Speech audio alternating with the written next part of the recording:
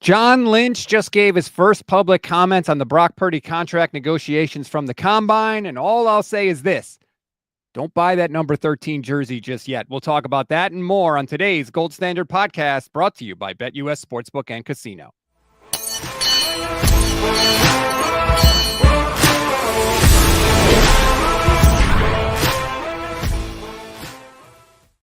What is good, everybody? Welcome to the Gold Standard podcast on the Gold Standard and the Fans First Sports Network. I'm Rob Stats Guerrero. 11 Black's going to hop in a minute, and joining us from Indianapolis is Jason Aponte. Jason, thanks for hopping in once again. You got it, Rob. I'm very interested to hear this take of yours about Brock Purdy because I literally thought this was a pretty uneventful press conference, but I have a feeling you're going to change my mind on this. I completely disagree with you. I think it was quite eventful, and here's what we're going to do. We will play the comments because Tracy Sandler put them on X from her phone, which thank you very much, Tracy, since the Niners didn't stream this press conference anywhere. So I will play it. Listen to the second half of what John Lynch said. I thought it was very, very important. We have started negotiations. We're talking. I won't go into negotiations like always is our stance. I want Brock to be our quarterback as long as we're here and beyond, and we'll leave it at that. I think the final thing, there's no guarantees that we get something done, but my experience has been when both sides are motivated, there's ample opportunity to do so, and we've been able to do that. So, John. Okay.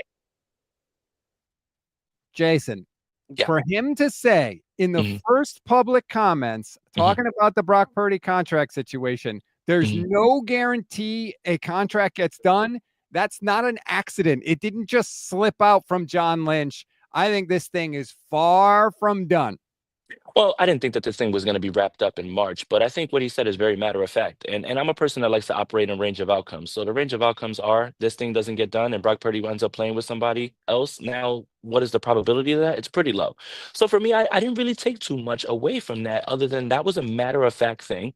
And I think there's been times, especially when there's been contract negotiations about whether the guy is going to leave or stay. I really didn't take too much from that, Rob. I really think that that was just a matter of fact statement. And that is something that is in the range of outcomes, but it's not a strong possibility. And I think John is just saying things that are a matter of fact and not really. I just have a tough time believing that he would leak something like that because he's just so good at media and being the master of coach speak at this point as the 49ers GM. When I look at that article that Tim Kawakami came out with, talking about how upset the 49ers were because they paid Nick Bosa and Deebo and Brandon Aiyuk, they paid all this money and they weren't happy about that. Now all of a sudden you're in talks with your quarterback, the most expensive guy out of all those guys, and your general manager says, well, there's no guarantee things are going to get done. What that says to me is the Niners do not want to offer Brock Purdy top of the market money, and maybe they're not willing to pay him his number, and maybe they're just not going to do it. Counterpoint though, to this thing is you would like to hear Lynch say, hey, we're going to get this thing done. But yesterday, Cincinnati's general manager says, yeah, I'm bringing back T. Higgins, Jamar Chase, and Trey Hendrickson, and T. Higgins tweets out Cap. So, so just because you feel confident about it, does the player? I think, again, this is all just something that we're probably going to look back on later on and is going to be a little bit of a nothing burger. I think it was just a matter of fact statement. So no matter what, if he was bullish and he said, hey, you know what, we're definitely going to get this thing done. And Brock Purdy was one of those guys and he was just like, hey, I don't know where you're getting your news from, something like that. It would just add another layer. But I'm not necessarily as worried about it. I think they will find whatever ground it is. And I think Brock is going to get everything that he believes he's owed and what's going to be good for the team moving forward. Brisbee Life on Twitch, shout out to the Twitch fam, says, saddle up, the carousel is starting again. The Unfaithful Perspective says, wait, what? There's no way that Lynch's statement meant nothing. You don't say that about your franchise quarterback straight up. I agree, Jason. And look, Jimmy Garoppolo signed on February 8th, in 2018. When Christian McCaffrey held out, the Niners got it done in 2 seconds, right quick and in a hurry. And I get that the contract is more complicated, but they could have engaged Brock Purdy in negotiations the second the regular season ended, They've had months to work on this already. So the fact that Lynch is saying that at the Combine publicly, I don't think it was a throwaway comment. It doesn't mean Brock won't sign. It doesn't mean that this all can't get done, wrapped up right quick and in a hurry, but that was a giant red flag for me. I'm sorry. I don't think that it means nothing, but it doesn't mean everything. Like the idea that this is like some sort of panic, inducing statement, I think that's largely overblown. But what I will say about the Jimmy Garoppolo situation was Jimmy Garoppolo wasn't engaged in an open free agent, signing. They got that done quietly behind closed doors. Nobody knew that that was coming. So this is something that's kind of just been on the way. It doesn't mean that the statement is nothing. It's still something because it is matter of fact, but it doesn't mean like crack each other's heads open and feast on the goo inside. Like we don't have to panic based off of that. I just think that it's not nothing, but it's not everything. Like that's the part that I'm trying to get at. I'm not panicking. Not because- you, not you, not you, not Yeah. you. It's just the whole idea of the comment coming across like, how can you say it's not nothing? I guess I read those comments, or when I hear them, I read them in like that sort of tone. So maybe I'm off, but it's not like it's panic inducing, or it's something that like now all of a sudden we need to start, you know, being worried about the fact that Brock's not gonna be here. I continue to say that this thing needs to get done before the start of the new league year so the Niners know exactly what they Correct. have in free agency. Mhm. Look, Jay, I'm just going to say it. I heard rumors last year that they were looking to trade up for a quarterback. So Mhm. I don't know how in love with Brock Purdy they are. I think maybe they only love him at a certain price. Right. And that's fair. And I think that's what any negotiation, right? At certain times. That's why T. Higgins can't get a deal done, is because he feels he's owed more and they want to hit him with a franchise tag and he won't sign until that's the crux of any negotiation. Every single team is trying to get the player back at their price, and the player is trying to get their price. Now, who meets in the middle and who cracks and bends, that's the stuff that we're not privy to when it comes to a negotiation. But I think every single team is trying to get their player back at their price, except for, in the case of Cincinnati, Jamar Chase being the highest paid non-quarterback, which, that's their fault for not getting that done because he went out and had a triple crown season. Now you got to throw him the bag. But I think every team does that, Rob, in my opinion.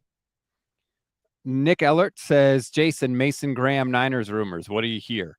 Yeah, that's definitely something. So if we put the pieces together when it comes to, we were talking about it yesterday with Kawakami talking about a defensive lineman move up, and then like I said, the article from PFF comes out that the 49ers are a prime team to trade up for defensive lineman, and then naming Mason Graham. I don't think any of those things are all coincidences. And when you listen to people talk around, it's like the 49ers are hell bent on finding a defensive tackle that not only can rush the passer, but can actually run defend. And I think that's something that they underestimated with the loss of Eric Armstead by just getting pass rushers to fill in and run blockers to fill in, run defenders to fill in. You need a guy who can do both. And I think Mason Graham fits that profile. I wouldn't be shocked. And I think that actually has legs. Waltony 101 on Twitch says this feels like an extension of Kyle speak. He won't even guarantee a player will be alive tomorrow. 100%. Let's bring in Levin Black. Levin, thank you very much for hopping in here. John Lynch said there's no guarantee that a deal gets done with Brock Purdy, but in his experience, when both teams are open to discussion, there's ample opportunity. I saw that as a giant red flag. How did you take Lynch's comments? I take that as they are negotiating. That's what it means. They're negotiating. It's not we sent our first offer and it was in the ballpark, so we're getting close already. It's the two sides are not very close, which I don't think is all that surprising. I mean, they've been able to negotiate for a long time. How are they still not close? How are they still not close if that's true? I mean, we know what the market is. We know what it is, Levin. We know who's at the top. We know who's at the bottom. Why can't they just take Trevor Lawrence's deal, add $5 million more a year on it, and call it a wrap? Like, this should not take so long. No, and I would venture a guess, and I think it's a very wise guess, that the Niners sent an offer at some point in January and haven't sent a second one, because that's what they do with everybody. We're going to give you a low ball first offer and then let you stew on it for a long time. Jason, are you so you and Levin are basically teaming up on me that this is not as big a deal as I'm making it? Let that Boilermaker cook, man. I think he's right. Again, I think this is early in the process right now. Obviously free agency is like a landmark where you want to get it done, which is March 12th. But, negotiations take time. And when you look back at the way the 49ers have negotiated, they called Kittle's negotiation a bloodbath. We talked about, when Bosa got in there and he got his deal, that they weren't happy with that, and then they caved, and then they caved to Aiyuk. It's just the way that the process is. It's frustrating. We don't all like it, but, this is pretty par for the course. So way to go, Levin. Let's get this guy. No, I don't like this collaboration that is happening here. I don't like it one bit. Get used to it. You should be used to it by now. We can get back to the Brock Purdy stuff with Lynch a little bit later, but he did say a couple other things that I want to talk about. And since we've been going on about the Brock stuff for about 10 minutes, we'll pivot here. He said the thing that I knew he was going to say, which I think is an obvious lie, which is there's been a lot of interest in Deebo Samuel. The relationship with the team is good, he said, but there's interest in Deebo Samuel. It's so good, Jay, that Deebo has requested off the team and the Niners have said, yeah, we're going to try to honor that. But the relationship is good. Oh, again, what if you want him to be truthful and say, well, we're not really going to do right by him, or we're upset, it's contentious, that just makes it seem like, obviously teams are going to wait for him to get cut. And I think that's what we think is the most likely outcome. But I think he's doing the right thing by kind of posturing a little bit and saying, yeah, there's a lot of interest, and almost putting pressure on teams like, if you want to get your guy, man, you better come get him because someone else is looking. You don't want to say, hey, it's been nothing but tumbleweeds through here about Deebo Samuel. So, I think he's doing it the right way. I think it's shrewd, and he's negotiating a little bit, through the media. I think what's going on with Deebo is I don't think there's a ton of interest in trading for Deebo. There's a lot of interest of people wanting to add Deebo. So they are calling because Deebo's agent has permission to talk to him and doing more of a free agent talk. Okay, what kind of money are you looking for in a new deal? They're prepping for when he's a free agent. I would be surprised if the Niners have been offered more than a sixth. I think no team has probably offered a 5 at this point. There's no reason to. It is clear the Niners will have to cut him. Waltony 101 on Twitch says Levin calling his own guess a wise guest is peak Levin. Shout out to the Twitch fam. Love the comments. The Unfaithful Perspective says Jason and Levin, I love these level-headed takes, especially because the Niners routinely blow them up.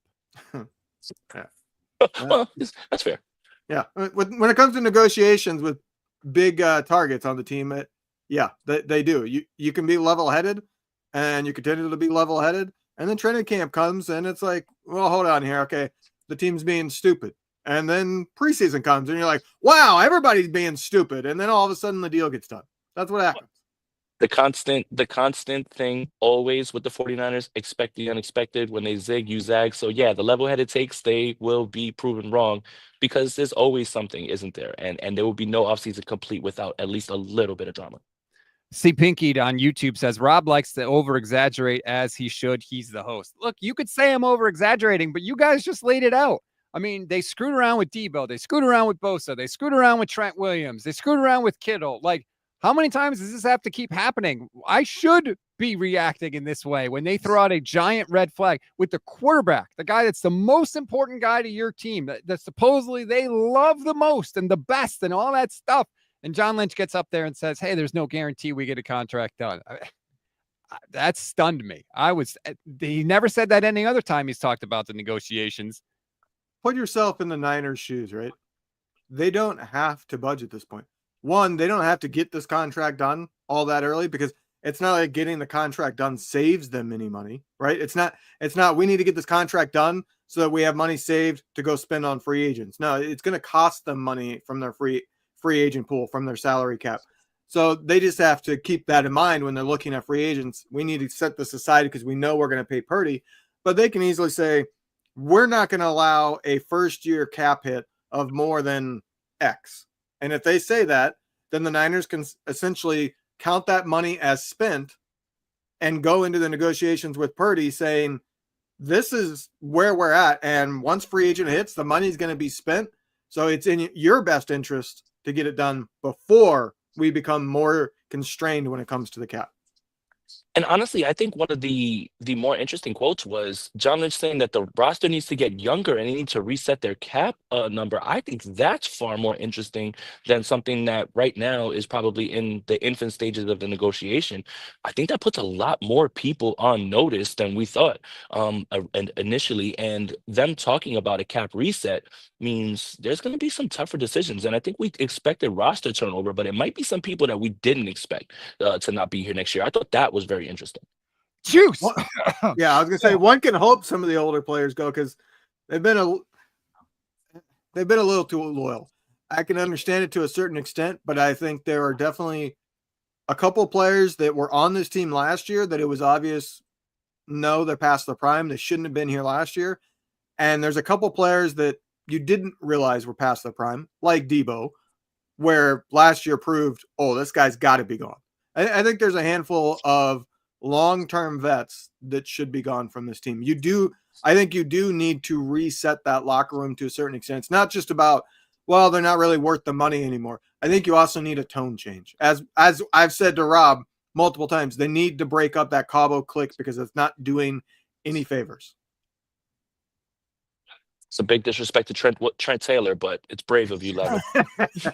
Hey, Yeah, George, that's not one of the bets I was thinking of. Blair Kittle already put out the picture from Cabo this offseason. We already saw it. George was there. Brock was there. The Cabo click's in full effect, Jason. Yeah, for sure. And again, I like Trent Taylor being there. I was just like, one of these is not like the other. But hey, I guess when you're in, it's like you don't ever get to leave. But yeah, I mean, I think there is a little bit of, I think we've kind of seen from the outside a little bit of favoritism, and especially I think that's been the frustration, especially with Deebo Samuel this past year, is the idea of like a Deebo game plan and it's just not working. And it's like, hey, you've got a tight end performing at an all world level, maybe span the tight end a little bit, just like, maybe Arizona does with Trey McBride or the Raiders do with Brock Bowers. And it's just, you kind of see a little bit of force feeding. And yeah, you want to spread the ball around and keep the defense guessing, but it just feels like these moments that you're trying to get the ball to these guys does come off as favoritism. Is that my opinion? For sure. Is that something that is guaranteed going on? I don't think so, but I think from the outside looking in, it would be fair to assume something like that. Another thing that John Lynch said that made my head kind of tilt a little bit is what he said about Christian McCaffrey. Quote, CMC is doing great, doing really well. And apparently Lynch said he thinks Christian will be ready for at least parts of the offseason program. At least parts? I mean, he's been out of action for a long time. You're telling me he's not going to be ready to go 100% in August, or I guess technically April, phase 1 of the offseason program starts. But like, I thought his dad said a couple weeks ago he's going to be fully healthy. Now all of a sudden he might miss part of the offseason program. Again, don't love hearing that, Levin.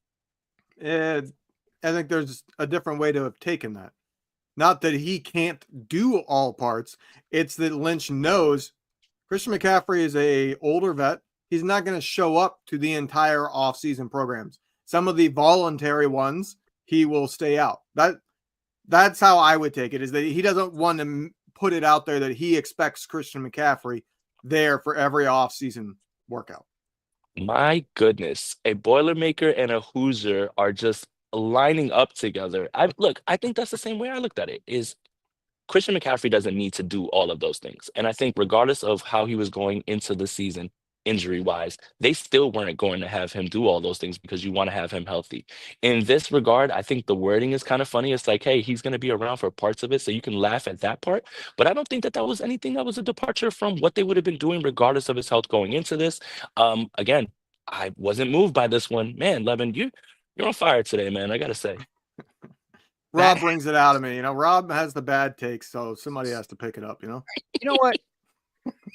Look, that would be a change for Christian McCaffrey. What did we hear about Christian, right? He was full go. We always heard about how hard he was going. He was there for all the voluntary stuff. He was the guy that set the tone. Now, if you're telling me, look, they're walking that back because they're worried about his injury health, okay, but you could still say, hey, we're going to take it easy with Christian, but we think he's going to be fully healthy. I feel like that's a different thing. That's different from, well, he might not be ready to go for that voluntary stuff. So I think Christian McCaffrey learned an important lesson. Father Time is undefeated. He can't do what he was doing at 24, 25, 26. He put a lot of reps on his body in the offseason, and now he has, I don't know if you want to call it a condition, a long-term injury, whatever you want to call it, something that makes it to where doing that still is ill-advised, to say the least.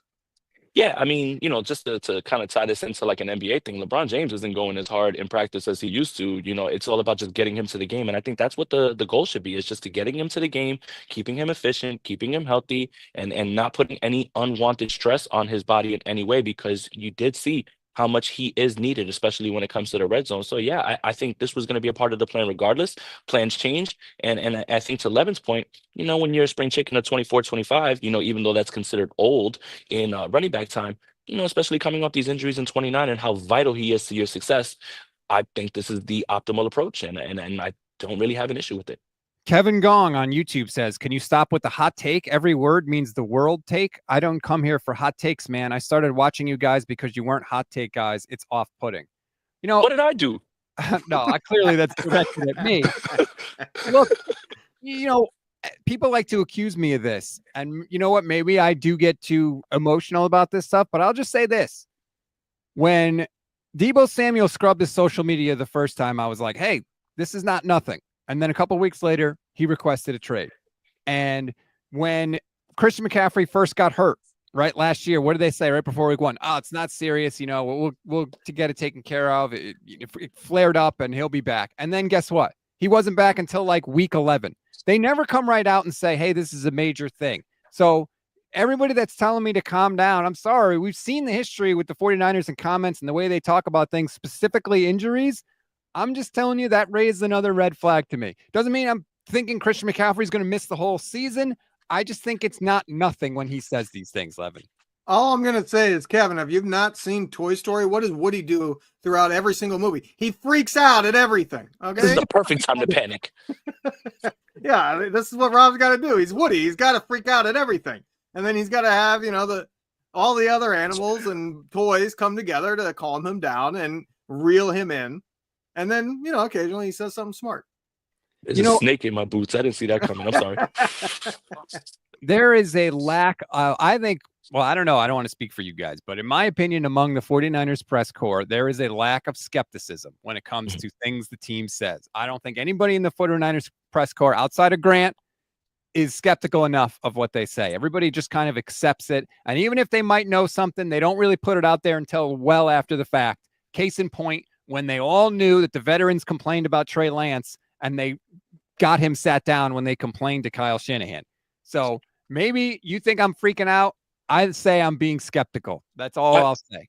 I don't think there's anything wrong with skepticism. I think, again, range of outcomes are everything. I think when you're talking about Christian McCaffrey, sure, coming off those injuries and then the wear and tear, sure, you can be skeptical of how it's going to be. I don't think that anything that was said would make you more skeptical about his probabilities of bouncing back. Like, I think that's something as well too. I don't think that anybody's saying that it's not fair to be skeptical, but when I hear a plan and him saying parts of the offseason, I think that's pretty par for the course, regardless of how his injury and how his season was going last season. So I think that's what I mean more than anything, is that statement didn't move me from something that I already thought I knew before John Lynch said that.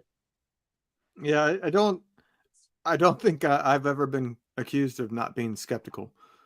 I am the wet blanket over here. I have everything I'm skeptical on.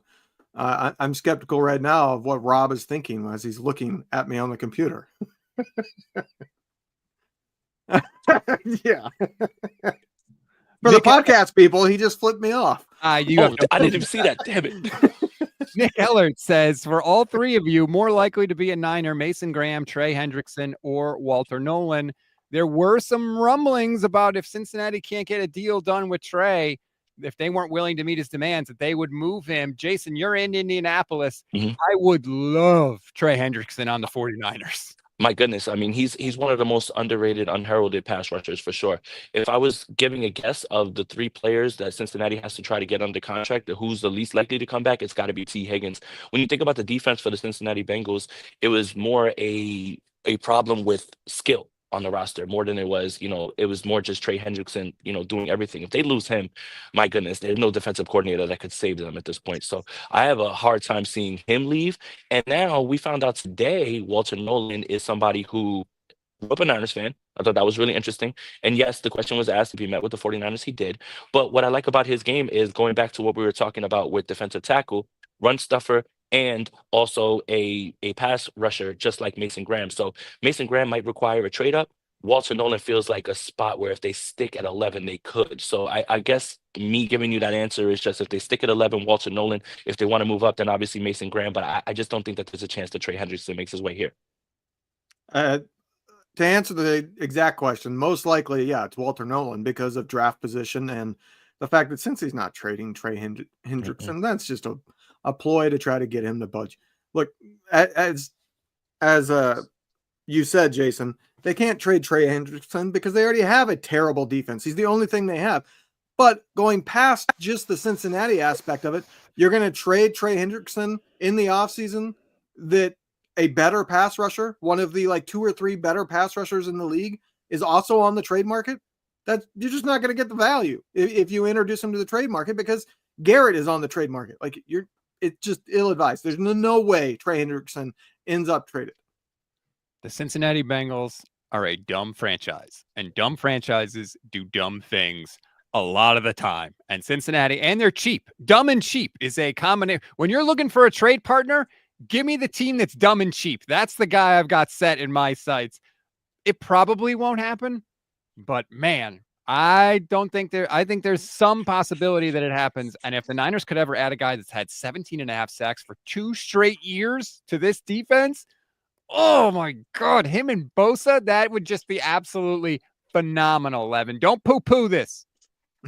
I would love it. I would personally trade for Garrett. I would meet whatever the asking price is. I don't care. As long as it doesn't involve Bosa or some other crazy current player on the roster.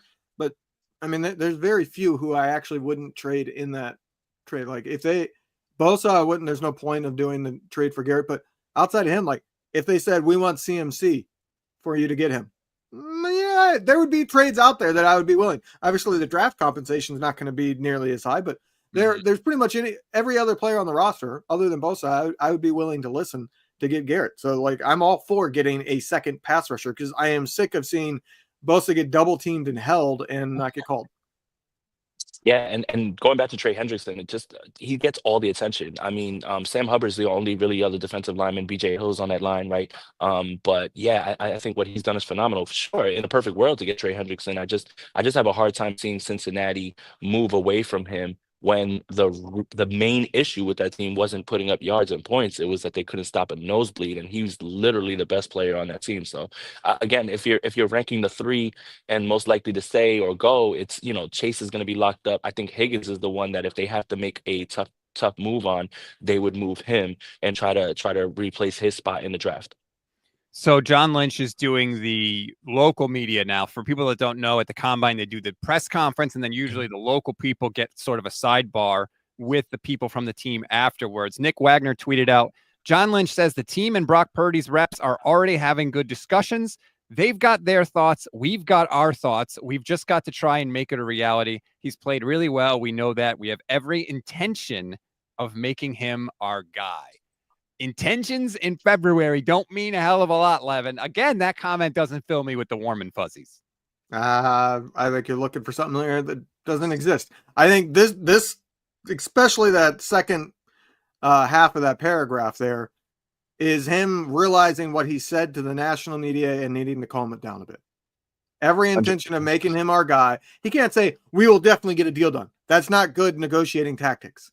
But saying we have every intention of making him our guy, and we've been talking and there's been good negotiations, is him trying to calm what he said to the national media. What he said, 100%. Again, I think that was just a different way to say what he said earlier. And, again, Lynch is the master of the DC dip and swirl. You're not going to get anything out of him that is going to be, the only thing that, the one thing I will say that people have been able to pick up on is a little bit of the body language, like, rubbing the top of his head, like at times, that's fine. But I think with his words, he's not going to give you too much.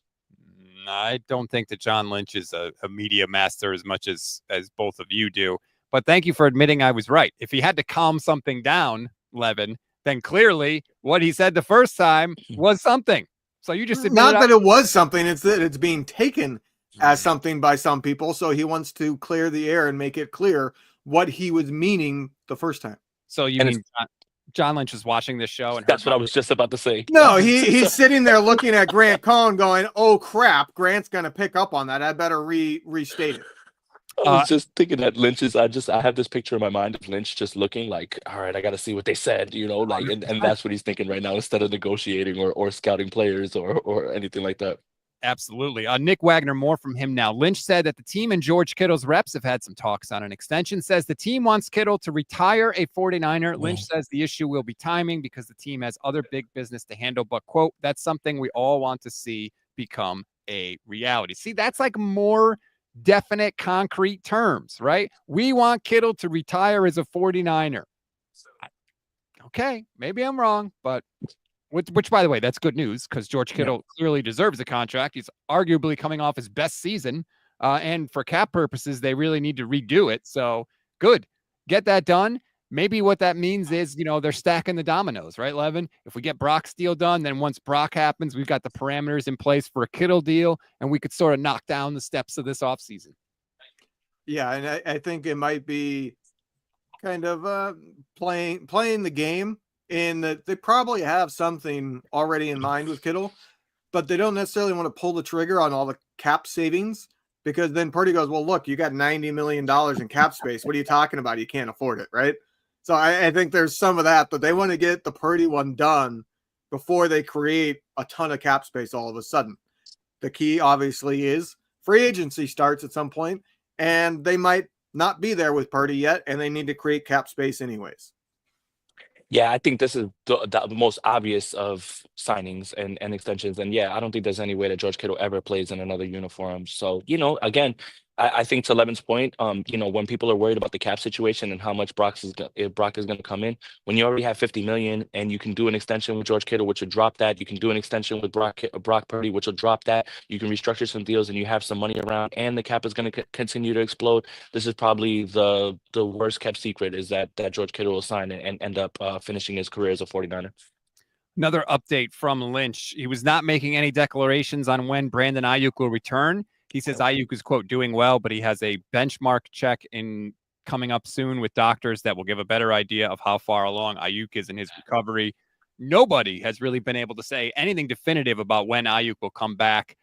This is not unexpected considering the serious nature of his knee injury with ACL, PCL, MCL, cartilage damage.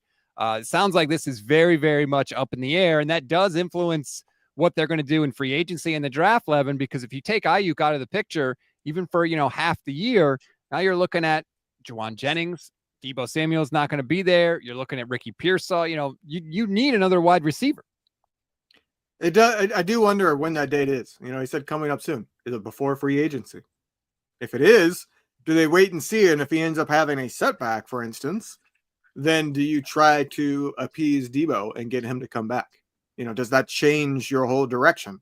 If that is before free agency, I personally would not be trading Deebo until I knew how that checkup went. Granted, I also don't think Deebo's better than average free agents out there. I don't think Deebo is a starting caliber wide receiver. I think he's a gimmick at this point, and that's all he brings. But if Aiyuk has a setback and it's, now he's looking at maybe middle of the season, he can get back onto the field and maybe be up to speed by playoffs. At that point, I'm probably not getting rid of any of my wide receivers on roster and might look at bringing in one. Yeah, this is really interesting because the timing of this Deebo trade with the uncertainty of Aiyuk's timetable, it almost pushed me, after the season was over to say, man, I think there's a way where Deebo comes back. So now you're placating Deebo for the trade request. You don't know when Aiyuk's coming back. The 49ers certainly have to add free agent wide receivers. Elijah Moore is only 24 years old. It'll cost you $4.5 million per year. He's a separator. I love the idea of it.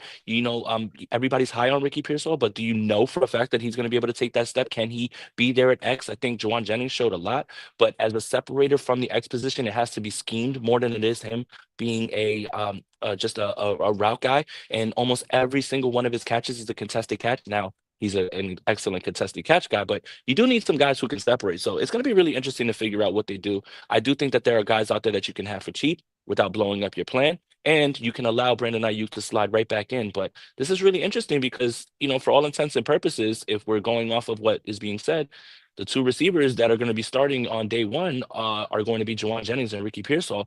And do you think the 49ers are confident in that? I would probably say no. I would have to agree with you. Just got to pivot really quickly. I just saw this tweet, and this is infuriating to me. Ian Rappaport says, Raiders minority owner Tom Brady and Matthew Stafford ran into each other at a ski resort in Montana. The meeting was unplanned and was not extensive or in-depth and did not include Brady hosting or recruiting Stafford, despite reports saying otherwise. Why is it that every time Matthew Stafford is on the trade block, he just happens to magically run into one of the teams that are very interested in trading for him? He was hobnobbing with Sean McVay in Cabo when he went from the Lions to the Rams. And now when the Raiders are seemingly very interested in trading for Matthew Stafford, he just happens to bump into Tom Brady in Montana. If I'm not mistaken, Stafford has an off-season house in Montana. So I'm pretty sure everybody in the league probably knows where he skis at. If I'm not mistaken, that he lives in Montana in the offseason. So a unplanned meeting is bullshit because Brady would know where he's skiing and what resort he's going to because he lives there. There's that skepticism. My God, to be an acorn on a tree to see that, Matthew Stafford's getting ready to go down a slope, and Tom Brady just pulls up. Hey, fancy running into you here, Matt. Which one of these is an NFL quarterback? Oh, the two 6'5" guys over there. I think I would say this. Look, as a lifelong Raiders fan, I believe that the Raiders have to do everything that they can to bring Matthew Stafford and take him away from the Los Angeles Rams. There, I said it. I had to make sure it got out there. I mean, do you think Tom Brady spends a lot of time in Montana? Do you really? The guy doesn't. Anywhere on the planet? And please, they met and there was no recruiting. Give me a break. Tom Brady's the same guy that was meeting with the Dolphins on Stephen Ross's friggin' boat when he was trying to engineer that whole thing with Sean Payton. Give me a break that there was. How did that get out there? Like, I want to know who's the person that saw it and got it out there to the media. That Brian Flores in his lawsuit. Or are you talking about the Montana? No. I'm talking about this one, the Montana one. Yeah, how did this become known? Because, if they're in full ski, they're huge guys. But at the same time, if they're in full ski, I'm not going to be at a ski resort going, oh, that's definitely two people that were NFL quarterbacks talking, and there's some collusion going on there or illegal stuff. You know what I mean? Like, you wouldn't know it's them unless they did it without ski gear on. And if they did it without ski gear on, what are you thinking? Like sitting at the restaurant in the ski resort, do you think somebody's not going to notice? I think that's what it was, is they went in for some hot cocoa and someone was in the ski lounge and they saw them, canoodling and talking, and, that's how it gets out there. I mean, football's a funny game, but I think it's pretty funny that, you have the instance with obviously the 49ers and the interest. And we heard Stafford say, hey, I thought I was going to be in San Fran. And then obviously that didn't happen. And then something like this is happening. It's all kind of lining up, but it's just this whole like Brady as an announcer and owner thing. It's like blurring lines right now. And I think the NFL is like bending over backwards too far, because I don't think they would let this happen with any other player. All I'll say is, Tom Brady, don't go for drinks until that trade is done. That's all I'll say. Because if you think you're trading for Matthew Stafford and then you go for drinks and poof, he gone. So just, a piece of advice. The only football. Does anybody know what the Rams are doing? Like, I still don't. I haven't put much weight into this all offseason because why would the Rams trade him? I think it's similar to the strategy that a lot of people have with Brock, who are hesitant to pay him for whatever, the market is okay, go see if someone else will. And when you find out that they won't, then come back to us and we'll figure it out. But it's also kind of been put out there that Matthew would take a little bit of money to come back in, like a less money to come back in. So I think this is all just kind of like, go see what's out there. And when you don't come back with it, come back to us and we'll figure it out. More updates from Nick Wagner now on Dre Greenlaw. Lynch says talks have been ongoing. The hope is that a deal can be struck before free agency, though Greenlaw may test the market first. Hopefully we come to an agreement, Lynch said. We've been having, so we'll see if we can progress it. That's what Wagner wrote. Obviously, there's some words missing there. But it seems like there's interest on the 49ers side from bringing him back. But I just feel like someone is going to offer Dre Greenlaw more than the 49ers are going to offer. And at this point, I don't blame Greenlaw for taking it, Levin. I don't blame either side. There's a lot of risk there for a team side. And at the same time, Greenlaw has not had his huge payday. He got a medium-sized payday. So if somebody's offering a big payday and the Niners aren't, then I think he has to take it. Like, it's the difference between being rich and being generational rich, Right now, he's rich. He could have enough money to where he's set up for multiple generations to be rich. But every single one of these quotes for John Lynch, you can cross out the name and just put in any name you want. We're talking to him. We hope to come to an agreement on an extension. All three are extensions, technically, new contracts on players they already had. Like, none of this is, we've talked and we hope to sign them. That's nothing new. Yeah, and I think there is a lot of, and this is just me going off vibes, and and again, it's not something that I know, but I think there's a lot of still optimism around Dre Greenlaw, because he did in 30 snaps kind of transform the 49ers defense quickly, and they only played 4 snaps, I think, or 2 snaps in the Miami game after. So anything that you're worried about has to do with injury related. I think if anything, he showed that he was just as explosive, just as fast, just as decisive as he was before. And I think that they're plenty of teams that are going to roll the dice on that idea. Like, because if you hit, you're going to add him to your linebacker core. And, obviously the first team that jumps out to you is Houston, pairing him back with Azeez Al-Shire, when you still have, you're not paying CJ Stroud, that feels like a perfect glove in hand fit. And you know what, if D'Amico feels like he gets a chance to talk to him and they get his medicals back, I wouldn't be shocked if Houston's throwing out some money to him. I think the 49ers are holding out hope that he'll take a 1-year prove it deal, and then they'll figure it out again next year. But I think there's, like Rob said, I think there's definitely going to be teams that are going to roll the dice because the reward is far greater than, you getting a player who may be on the downside of his career due to injury. And I think that's a smart move by the 49ers. If you can get him at your number, great. But if not, you have to let him go. There's too much risk there. And that seems like hopefully the smart play. And we'll see what ultimately ends up happening with Dre Greenlaw. Jason, thank you so much. I'll let you get back to networking and hobnobbing and, get your reservations in for your dinner tonight. And hopefully we'll hear from you again soon with you can empty the notebook for us. Yeah, absolutely. Thanks for having me, guys. And Levin, being in Indiana, man, there's a lot of Purdue stuff here. I don't like it, but you know what? Me and you, we can bury the hatchet today because I think we took it to Rob pretty good. Yeah, would you still feel this way if Indiana hadn't just beat the doors off of Purdue? I would not, and that's a good call. Oh, man. All right. Thanks, Jason. We'll talk to you soon. All right, guys. Jason Aponte from Indianapolis. Thank you so much for all the work you've done for us, Jay. We really appreciate that. Levin, I'm shocked you didn't take my side. I really thought you were going to be on my side. This is standard operating procedure. It's not that I'm sitting there saying all of these negotiations are going great. They're not going to end up getting drawn out. It's that this is what the team always says every offseason about every negotiation. They could sign him tomorrow. They could sign him in freaking September. I don't know. When Lynch puts those qualifiers in there, I feel like that he puts their qualifiers in there on every single thing. That is his MO. His MO is I'm not going to take a hardline stance on anything. He didn't do it with Kittle when he was talking about Kittle just now. From the second they started negotiating with Aiyuk, what did he say? Oh, well, we got a lot of big contracts. I don't know. We got a lot of big deals. The team didn't want to bring back Aiyuk. That's what the truth. The team didn't want to bring him back. The team wanted to trade him. They didn't want to pay him what he was worth.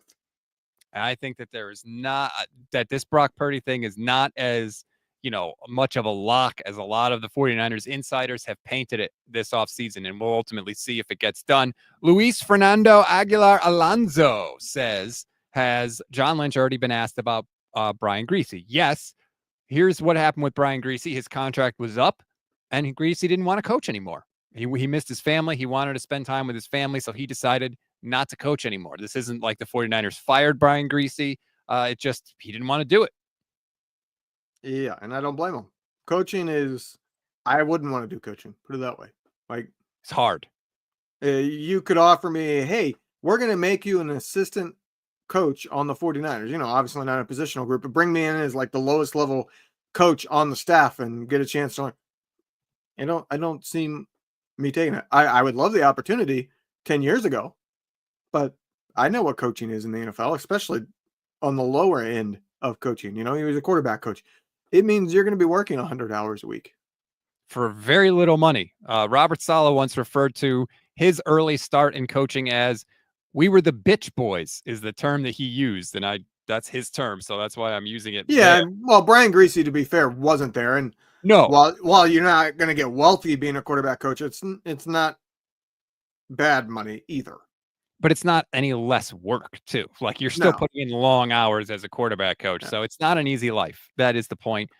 Gray Fox 198. Thank you very much for the super chat. Says, when can we expect to hear from Robert Saleh? Good question. I would love to hear from Robert. For however long they can possibly delay you hearing from him. Yes, that is exactly the answer. You probably won't hear from him until the start of the offseason program, I would imagine, maybe in April. I'm guessing he will be there in the post free agency press conference. I'm guessing he'll make some comments on whatever defensive players they signed. Because you got to keep this in mind. He wants to be a head coach again, so I'm guessing he wants to be in front of the camera to a certain extent. He doesn't want to be forgotten about. Oh, I have no doubt that he wants to be heard from for sure. That's why I was wondering, is he going to show up at the combine? Because he can hobnob with other teams and other people while he's there, do some networking. I don't know if he's there. I haven't seen anybody talk about him being there. Doesn't mean he's not, but I just haven't heard that yet. Ethan Parrish, thank you for the super chat, says, I'm a Purdy guy, but if the Browns call and say Purdy and CMC for Garrett, you could draft Genty and get Kirk and Rodgers, and you'd have to consider it. If it was just Purdy and Christian McCaffrey for Myles Garrett, I would 1,000% do it. If it, no draft pick compensation, I would 1,000% do it. Yeah, so would I. There's, like I said, there's not too many players that are off limits when it comes to getting Myles Garrett.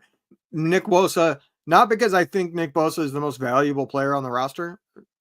He's obviously in the conversation, but it's because if you're trading Nick Bosa for Myles Garrett, you're just moving laterally, so there's no point. Daza 0187. Sorry, I missed this the last time. Daza says, what does it say about Nick Bosa if we keep wanting to put another elite defensive end alongside him? Who's alongside Garrett, Crosby, and TJ Watt? It's a fair question. I don't think that Nick Bosa needs another elite guy to be really good. I think he's really good right now, but it only makes his job easier and it only makes the defense better. It's just like no team says, well, we already have one really good wide receiver. We don't need another one. Like, no, if you can get another one, get another one. So to be fair, TJ Watt has Highsmith, who is a double-digit sack guy who has been paid a big contract. So TJ Watt has some help there, but Crosby doesn't. Yeah, Crosby doesn't. And yeah, Nick Bosa has not produced. I mean, we've been critical of him. He has not produced like he should have based on what he got. He's been producing like a Pro Bowl caliber defensive end who is paid to be an NFL Defensive Player of the Year defensive end. I think that is all the super chats. By the way, one thing here before we wrap it up, the odds for Deebo Samuel are out. And of course, I need to zoom in on this. The Commanders, Washington Commanders, still are the number one team, plus 200 to be Deebo Samuel's next team. Adam Peters was asked about it, Levin, and he said, not going to comment on it. He's under contract with another team. That is a smart man who's using the tampering rules as a way to get out of having to say anything about Deebo Samuel. I do still find it interesting that the 49ers are not on this list right here. Like, do I think it's likely he comes back? No. Would I put him inside the top 10? Yeah. And you got, I guess, okay, sorry. I see now it's Deebo Samuel next team, if not 49ers. Yes. So they take 49ers out of being a possibility. Okay. Never mind. I'll be quiet now. There you go. I need to cut that drop up and use it for all time. So thank you very You're much. welcome. I knew when I was saying it, you were going to say something. What, did you expect me not to? I mean, come on. By the way, if you want to bet on this, please do it with BetUS. If you do, you can receive 150% on your first deposit and 125% on your second and third deposit, up to $2,000. All you got to do is use our code YouTube150 to get that sign-up bonus. They have a fast and easy withdrawal process. They have 24/7 personalized service, 365 days a year. So thank you to BetUS for that, and thank you to BetUS for sponsoring this video. Levin, the only other thing I wanted to get to is the results of the NFLPA survey have come out again. The 49ers, for the most part, did well. There was a lot of A's that the players gave the 49ers, which, of course, you always like to see. A couple of things bugged the hell out of me. One, the Niners are one of only two teams that don't offer free childcare. They charge $40 per kid. Like, Jed York, what the hell are you doing, Jed? Cover the childcare. And also, the showers frequently break and the sauna frequently breaks. What the hell? Fix the stadium, man. Yeah. These are things like, yep, it's very easy to fix those two things. Do I really care? No. These are things like they're on the list of important things for the team to be rated highly of. These might be the two lowest. I care about an owner who wants to win. I forget all the different categories, but there's a lot of categories about like quality of the team playing, for instance. That's a bigger deal than these things like that. The showers breaking frequently. You probably got to rip out and redo the bathroom to fix that because it's probably a plumbing problem. It's such a bad look, though, because it's so fixable. That's the only thing. The Niners have a ton of money. It's an easy, get a plumber, get in there and fix it. Like the fact that they allow it to continue, it just like, I don't know, it doesn't feel like something Eddie DeBartolo would have allowed, during his tenure. I didn't like it. I thought it was a bad look. The only other thing that they mentioned was with the training room and the training staff. 83% of 49ers players report they receive enough one-on-one training treatment. That's 24th out of 32 teams. The players feel the training staff slightly contributes to their overall success, ranking them 25 out of 32, Levin. When you hear that and you know the team's injury history, what is that a red flag for you? That probably has to do with, I forget who did the article. It's been a few years, but there was a big article about how the team's training facility is amongst the smallest, or not training facility, training room. Yeah, that was the survey. Yeah, is one of the smallest, and the way they built a training facility, there's nowhere to grow that training room because it takes from the locker rooms, and they can't because they're already bursting at the seams in the locker rooms. So that to me is the training room is just not big enough. It's hard to get one-on-one time when you walk in and all tables are taken. Fix it, man. You've got money. When you've got money, you can make anything happen. And it's been a complaint for a while now. And injuries have been a huge problem for this team in Kyle Shanahan's entire tenure. So it is frustrating to see that continue to come up year after year. At least we don't have a Gronkowski that we know of. Did you see that? I saw an interview. I actually don't know how old the interview is. It was a Patriots documentary. Gronk used to go out, get smashed, go into the locker room. He would go straight to the facility from the bar, lay down on the training table, passed out. When the trainers would show up a few hours later, they would just put an IV in him while he slept. And then Gronk would wake up feeling great, thinking he just slept it off. That is the least shocking thing of all time. Just popped in my head talking about all these training rooms. Yeah, he literally used to just go pass out on the training table and they put an IV in his arm while he slept. Gronk. Imagine how, well, I'm not even going to get into it. Let's just say if somebody can poke your arm with a needle and you don't wake up. Yeah, exactly. I'm just pointing that out, that's a thing that may have occurred. All right, that's going to do it for this edition of the show. Thank you to Jason Aponte. Thank you, Levin. And once again, thank you to BetUS for sponsoring this video. If you want to sign up for BetUS, use promo code YouTube150. I'll give you the last word, Levin. John Lynch's press conference at the Combine today was boring as... Yeah.